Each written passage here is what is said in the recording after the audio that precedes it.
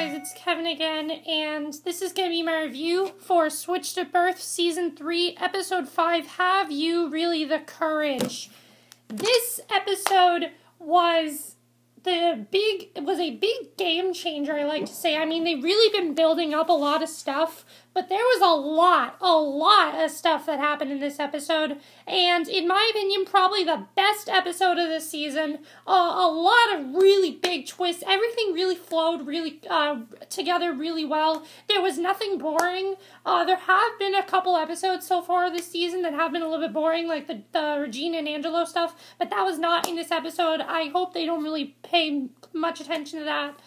Because this episode was so good, and I really love the way it all flowed together, because everything was fantastic, and especially the big cliffhanger we have now. It's going to be very interesting to see how that all unfolds.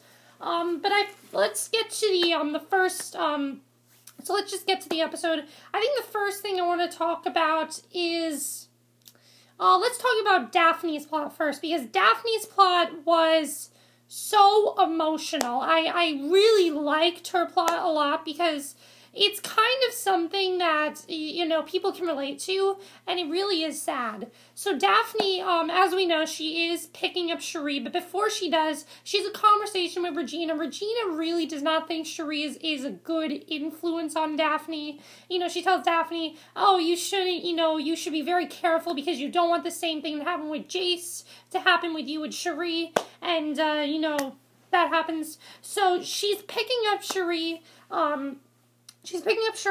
and Cherie is, you know, she's there, but she sees her mother and her mother's boyfriend yelling at, you know, there's this huge thing going on. Cherie gets in the car, she's crying.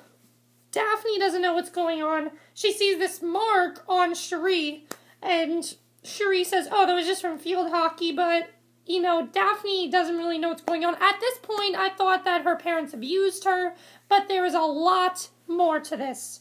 Because what happens is Daphne loans Cherie her car, because Cherie just needs her car, and Cherie is supposed to be at the field hockey game, but she never makes it, so I don't know if she was kicked off the team or not, but I think she was, because Toby told Daphne that if she's not here in 5 minutes, she's off the team, so I'm thinking Cherie's off the team now. But then what ends up happening is Daphne tells Regina about everything, and Regina says they should go over to her house to see what exactly is going on, and they see her mother. Now, her mother seems completely normal. Her mother just seems like a very overly friendly type of mother, though. It's very overly friendly. Like, she asked them to come into their house for dinner. She was always cooking stuff. And definitely there was more going on here, because that was way too overly friendly. I mean, I've seen people be overly friendly before. That is by far the most overly friendly I've ever seen on a show. You know, definitely that was way too overly friendly. I enjoyed that scene a lot, but it was really just, I didn't even know what was going on here. Because then they see this hole in the wall, and they don't know how it got there. But then Cherie comes home, and she tells Daphne that the real thing that's going on is that her mother probably has something like bipolar disorder, because she says sometimes she's up, sometimes she's down, and then sometimes she just can't control herself, that she wants to hurt herself. And it turns out that mark on Cherie's arm, she did that to stop her mother from hurting herself. Which was definitely really big, and she tells Daphne, you know, don't tell anyone about this, I will handle it, you don't need to tell anyone about it. And Daphne feels very conflicted to tell Regina. Of course she tells Regina about it, and Regina says, no, you cannot hide something like this, you need to tell someone about it. So the question is, will Daphne tell someone about it? I think she will. I think that's the right thing to do. Even though Cherie said not to, she is living with an unfit mother right now. She is living a life she really should not be living, because no one should have to live a life like that. You know, even like the worst people in the world, no one should have to live a life like that. And I thought that definitely is a very good plot, and I really am interested in seeing where that's going. Now let's get to Bae's plot. Bae's plot was a little complex, but I did enjoy her plot a lot. Two things with Bae. One, Tank. Now, Daphne can clearly see Bae and Tank have some sort of chemistry. But Bae tells Tank they just want to be friends, and Bae tells Daphne they just want to be friends, nothing more, she just wants to be friends with him. And, Bae also finds out from, a college, scholarship person who she wants to get a scholarship from. He told her how she needs to find something special, something unique, rather than just art. So she decides to try to go into the field hockey team again. At first, Toby's like, "No, you're not doing it." But then she tells Toby that she really wants to, and he says, "Fine, you can do it if you're on the goal, and if you're good at that, and if you prove to me you're good at that, you can get back on the team." So she ends up doing really well, and that scene was really funny when she was all, protected in all that body gear because she was so worried about the ball hitting her. That was definitely a really funny scene. What I love about Switch to Birth is even when it's really dramatic, you can have a really funny scene as well, and I enjoyed that with that scene, and I thought that was great. But you see that Tank is definitely getting very overconfident. He really likes Bae. You see it's definitely, for him, it's more than a friendship, and, they all go back to Toby's new apartment for a pizza party, and when they go there, what ends up happening is Bae tells Tank straight out she just wants to be friends. That's exactly what she tells him. She says, "I just want to be friends, nothing more." And, Tank does seem a little bit crushed about this, but he's okay with it. But then as he's trying to leave, Bae was drinking a beer bottle. Her hand is cut on the beer bottle, so she's severely cut, and that's what happened with Bae. So now she's severely cut, and Tank is there with her, and you clearly see that they could have some sort of a relationship going on, and I think Tank does want more, but I think the thing is Bae kind of wants to try to resume a relationship with Emmett, but it might not work with him, because as we know, he does have that online girlfriend right now, so we'll have to see what happens there. It looks like next week he might convince Bae to try to get him to be her boyfriend, basically. That should be interesting to see if that works. But Bae's plot also really strong. But the most shocking part of this episode was John and Toby's plot. Very, very shocking.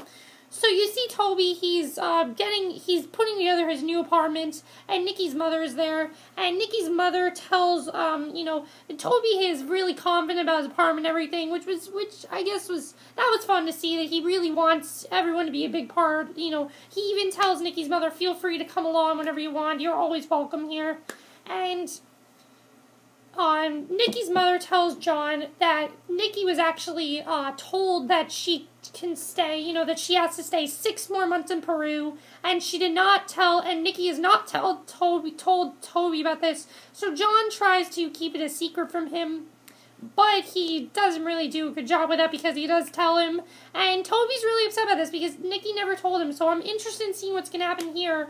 The other big thing, though, is that Nikki's mother had this guy who was planning on going on a date with her at a bar, but he canceled, so John goes on a date with her, and they actually end up kissing. And the biggest thing about that scene, Regina sees it. Regina sees it, so now she is going to tell Kathryn about it because Regina and Kathryn, have a great bond, so obviously she will tell Kathryn about it, and shit is about to hit the fan, definitely. I love this twist because I've been wanting something big to happen between John and Kathryn ever since the beginning of this season. It's now episode 5, and something really big needs to happen, and it looks like it's going to get really, really bad between the two of them, and I'm really looking forward to seeing what's going to happen here, because that was just a really big plot, and I really am interested in seeing what's going to happen there.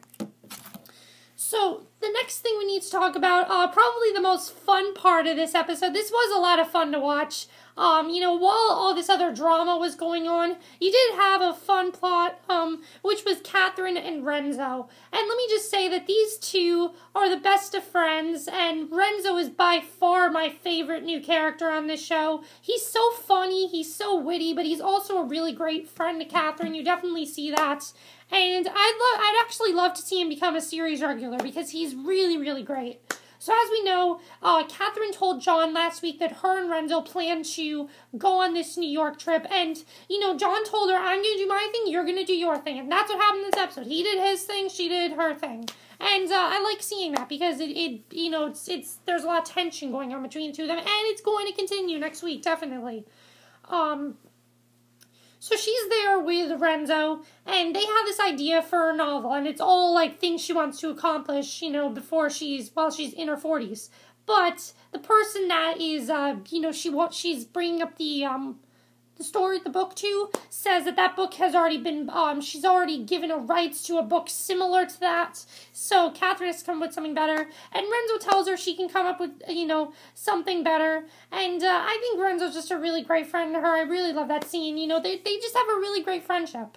So, he tells her how they're just gonna have some fun, so him, Kathryn, the author, you know, the publisher that she wants to publish a book for, and her friends are all there at a bar, or a restaurant, I can't remember. But Kathryn starts to tell this really fun story about you know, these two couples, these crazy couples basically, and they love this idea. They think it's a great idea, and they want Kathryn to publish this idea. So now Kathryn has this idea, and I really like that Kathryn is getting what she wants, because Kathryn really, she has done some stuff, but as she told Renzo, this is basically all she needs, all she has is this, and she wants more. You clearly see she wants more from this, and I think she could get more from this, because they love this idea so much that Renzo thinks it could become a movie, and I love the part where he's like, this could become a book, a movie, maybe even dolls. That was really funny. And Kathryn's like, we haven't even published the book yet. So I really like the comic relief between them in this episode. While all this other drama was going on, great comic relief from Kathryn and Renzo. Really great, and I love this duo. They make the episode so great, and Renzo has just... he's made the show so much fun, definitely. Even though the show was fun, he's made the show so much more fun. Not more fun, but he's made it a lot more, he made it a lot more fun, and I've really enjoyed it a lot, you know, I've really enjoyed their plot. So yeah, great episode. I really love this episode. I can't find anything I didn't like about it. A lot of things, though, to talk about in this episode. One, will Daphne spill the secret out that, you know, Cherie is living with this unfit mother? Do you think that's going to happen? If that happens, how is it going to affect Cherie and Daphne's friendship? Do you think that Cherie might actually be happy that Daphne did this? I don't know. She might be. We'll have to see. The biggest thing is what will happen with John and Kathryn. It looks like Kathryn might actually kick John out of the house. That's what it looked like in the promo. It's going to get really intense. Also, Bay and Tank. Do you think they have more than a friendship going on? Clearly, he wants more, and he wants to have more with Bay. So, will they start more than a friendship? Do you think they might start a relationship? I don't know. We'll have to see. And also Kathryn, do you think Kathryn is going to be successful with this book? I think she will. Also, is Nikki ever going to come back? Because Toby went to call her on the phone. We don't know what he said, but I think there's more to this. Maybe Nikki's being pressured or something, or maybe she just is really enjoying it there. We'll have to see what happens there. But yeah, great episode. Nothing wrong with it. Perfect episode. Best episode of the season so far, in my opinion. I thought it was a perfect episode. That's it for my review. I hope you enjoyed it, and I will see you guys in the next video, which will be my review of The Fosters. So, see you then. Bye.